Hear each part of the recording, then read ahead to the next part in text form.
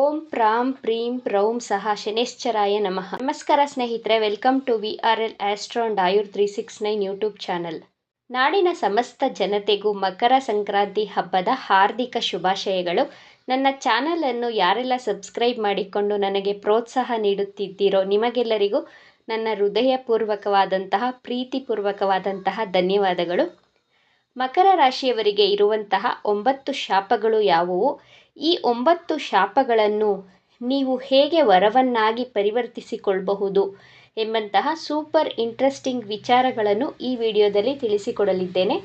ಮಕರ ರಾಶಿಯವರಿಗೆ ದೇವರು ಕೊಟ್ಟಂತಹ ಮೊದಲನೆಯ ವರ, ಇದು ಶಾಪವಲ್ಲ, ವರದಾನವಾಗಿದೆ. ಆದರೆ ನಿಮಗೆ ಇದು ಶಾಪದಂತೆ ಕಾಣಿಸಬಹುದು. ಒಂದೊಂದಾಗಿ ನೋಡ್ತಾ ಹೋಗೋಣ. ಮೊದಲನೆಯದಾಗಿ, ಮಕರ ರಾಶಿಯವರಿಗೆ ನಿಮ್ಮ ಜೀವನದಲ್ಲಿ ಯಶಸ್ಸು, ಕೀರ್ತಿ, ಸಕ್ಸಸ್ಗಳು ಸ್ವಲ್ಪ ನಿಧಾನವಾಗಿ ಸಿಗುತ್ತದೆ. ಮಕರ ರಾಶಿಯ ಅಧಿಪತಿ ನ್ಯಾಯಕಾರಕ, ಕರ್ಮಕಾರಕ ಸಾಕ್ಷಾತ್ ಶನಿದೇವ ಆಗಿರುವುದರಿಂದ ಸತತ ಪ್ರಯತ್ನದ ನಂತರನೇ ಮಕರ ರಾಶಿಯವರಿಗೆ ಯಶಸ್ಸು, ಕೀರ್ತಿ, ಸಕ್ಸಸ್ ನಿಧಾನವಾಗಿ ಸಿಗುವುದರಿಂದ ನೀವು ಬೇರೆ ರಾಶಿಯವರಿಗೆ ಕಂಪೇರ್ ಮಾಡಿದರೆ ಸ್ವಲ್ಪ ನಿಧಾನ ಆಗಬಹುದು. ಇದರಿಂದಾಗಿ ಯುವಾವಸ್ಥೆಯ ಮಕರ ರಾಶಿಯವರು ಡಿಪ್ರೆಷನ್, ಡಿಮೋಟಿವೇಟ್ ಆಗ್ತೀರಾ. ಯಶಸ್ಸು ಬಹಳ ಸಂಘರ್ಷದ ನಂತರ, ಏಳು ಬೀಳುಗಳು, ಕಷ್ಟಗಳು ಪಟ್ಟ ನಂತರನೇ ಸಫಲತೆ ನಿಧಾನವಾಗಿ ಸಿಕ್ಕರೂ ಪ್ರಧಾನವಾಗಿ ಸಿಗುತ್ತದೆ. ಇದನ್ನು ವರದಾನ ಎಂದುಕೊಳ್ಳಿ, ಇದು ಶಾಪವಲ್ಲ. ಮಕರ ರಾಶಿಯವರು ಹಳ್ಳಿಯಲ್ಲೇ ಹುಟ್ಟಿರಲಿ, ಸಿಟಿಯಲ್ಲೇ ಹುಟ್ಟಿರಲಿ, ಪುರುಷರೇ ಆಗಿರಲಿ, ಮಹಿಳೆಯರೇ ಆಗಿರಲಿ, ನಿಮಗೆ ನಿಧಾನವಾಗಿ ಯಶಸ್ಸು ಸಿಕ್ಕಾಗ ನಿಮ್ಮ ಅನುಭವಗಳು, ಸಿಹಿ ಕಹಿಗಳನ್ನು ಎದುರಿಸುವಷ್ಟು ಸಕ್ಷಮರಾಗಿರುತ್ತೀರಾ, ಸಮರ್ಥರಾಗಿರುತ್ತೀರಾ. ಈ ಯಶಸ್ಸು ಬಹಳ ದಿನಗಳವರೆಗೂ ನಿಮ್ಮ ಜೀವನದಲ್ಲಿ ಇದ್ದೇ ಇರುತ್ತದೆ. ಬಹಳ ನಾಲೆಡ್ಜನ್ನು ಪಡೆದುಕೊಂಡಿರುತ್ತೀರಾ ಈ ಅನುಭವದ ಪಾಠಗಳಿಂದ.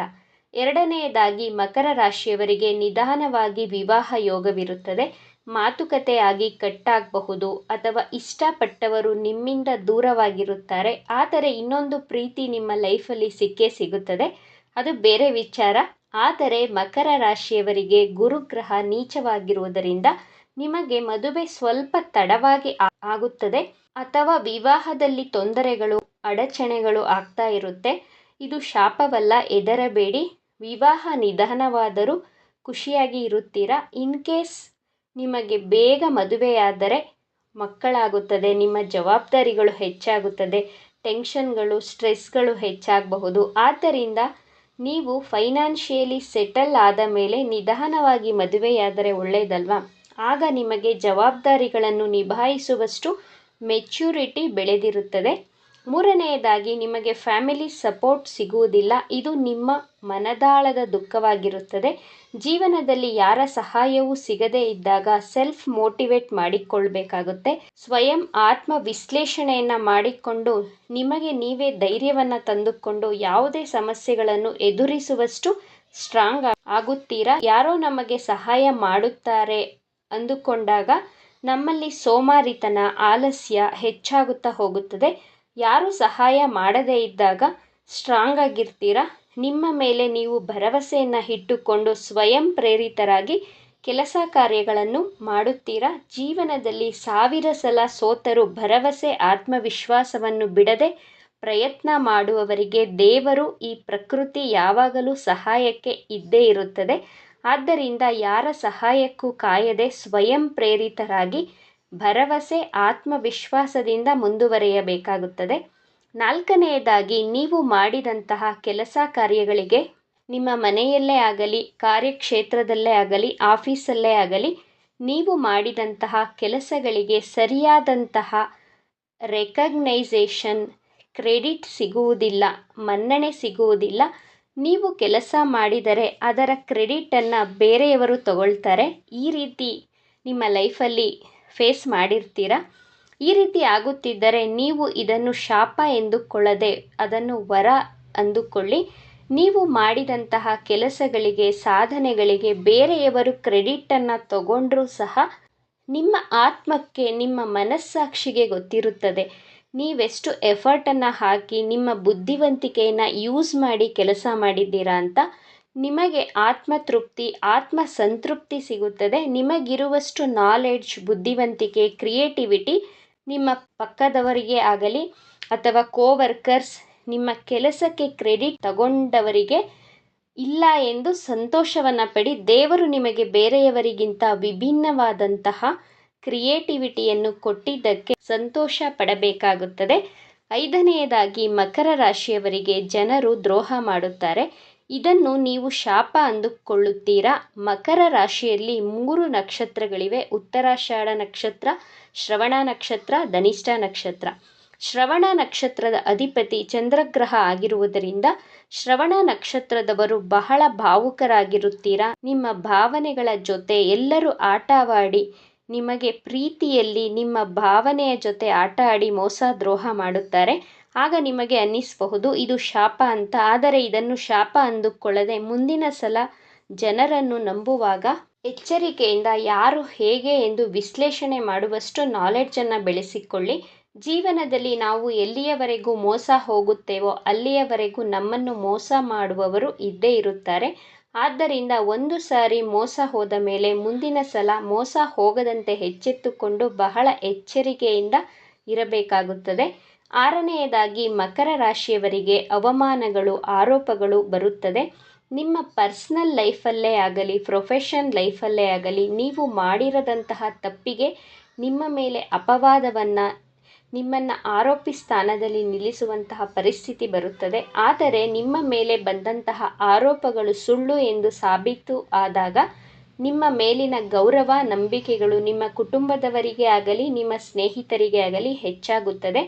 ಸೀತೆಗೆ ಆರೋಪಗಳು, ಅಪವಾದಗಳು ಬಂದಿದ್ದಕ್ಕೆ ಸೀತೆ ಎಷ್ಟು ಪವಿತ್ರವಾದಂತಹ ಸ್ತ್ರೀ ಎಂದು ಲೋಕ ಪ್ರಖ್ಯಾತಿಯಾಗಿರುವುದು. ಅದೇ ರೀತಿ ನೀವು ಮಾಡಿರದಂತಹ ತಪ್ಪಿಗೆ ನಿಮ್ಮನ್ನು ಆರೋಪಿ ಸ್ಥಾನದಲ್ಲಿ ನಿಲ್ಲಿಸಿದರೆ ಭಯ ಪಡದೆ ನಿಮ್ಮನ್ನು ನೀವು ಪ್ರೂವ್ ಮಾಡಿಕೊಳ್ಳಿ, ಧೈರ್ಯಗೆಡಬೇಡಿ. 7ನೇದಾಗಿ ಮಕರ ರಾಶಿಯವರಿಗೆ ಪ್ರಮೋಷನ್ಗಳು ನಿಧಾನವಾಗಿ ಸಿಗುತ್ತದೆ. ನಿಮ್ಮ ಆಫೀಸಲ್ಲಿ ನಿಮ್ಮ ಮೇಲಧಿಕಾರಿಗಳು, ನಿಮ್ಮ ಕೋವರ್ಕರ್ಸ್ ನಿಮ್ಮ ಮೇಲೆ ಹೊಟ್ಟೆ ಕಿಚ್ಚು ಪಡುತ್ತಾರೆ.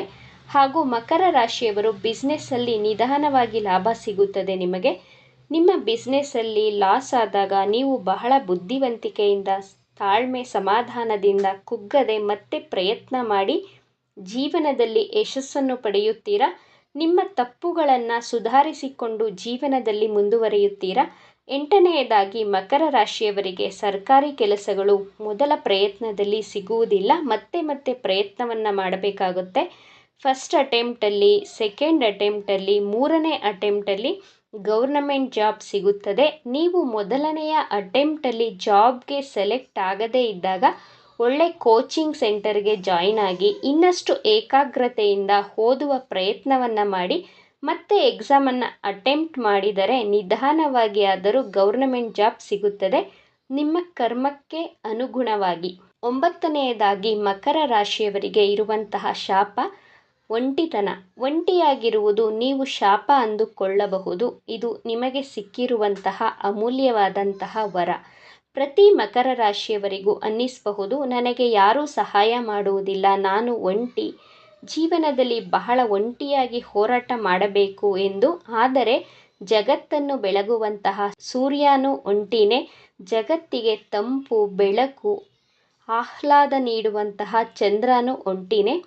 ಸಾಧನೆ ಇಲ್ಲದೆ ಸತ್ತರೆ ಸಾವಿಗೆ ಅವಮಾನ, ಆದರ್ಶ ಇಲ್ಲದೆ ಬದುಕಿದರೆ ಬದುಕಿಗೆ ಅಪಮಾನ. ಆದ್ದರಿಂದ ಜೀವನದಲ್ಲಿ ಏನನ್ನಾದರೂ ಸಾಧಿಸಬೇಕಾದರೆ ಒಂಟಿಯಾಗಿ ಹೋರಾಡಿ, ಒಂಟಿಯಾಗಿ ಸಾಧನೆಯನ್ನು ಮಾಡಿ. ಒಂಟಿತನ ಶಾಪವಲ್ಲ, ವರದಾನ ಎಂದು ಹೇಳುತ್ತಾ ಇವತ್ತಿನ ವಿಡಿಯೋವನ್ನು ಮುಗಿಸೋಣ. ಈ ವಿಚಾರಗಳು ನಿಮಗೆ ಇಷ್ಟ ಆಗಿದೆ ಅಂತ ಭಾವಿಸ್ತಾ ಇದ್ದೇನೆ. ಇಷ್ಟ ಆಗಿದ್ದರೆ ನಮ್ಮ ಚಾನಲನ್ನು ತಪ್ಪದೇ ಸಬ್ಸ್ಕ್ರೈಬ್ ಮಾಡ್ಕೊಳ್ಳಿ. ಈ ವಿಡಿಯೋಗೆ ಒಂದು ಲೈಕ್ ಕೊಡೋದನ್ನು ಮರಿಬೇಡಿ. ಈ ವಿಡಿಯೋವನ್ನು ನಿಮ್ಮ ಫ್ರೆಂಡ್ಸ್ ಆ್ಯಂಡ್ ಫ್ಯಾಮಿಲಿ ಗ್ರೂಪಲ್ಲಿ ಹೆಚ್ಚು ಶೇರ್ ಮಾಡಿ. ನಿಮ್ಮ ಅಭಿಪ್ರಾಯಗಳನ್ನು ತಪ್ಪದೇ ಕಮೆಂಟ್ ಮಾಡಿ. Thank you friends.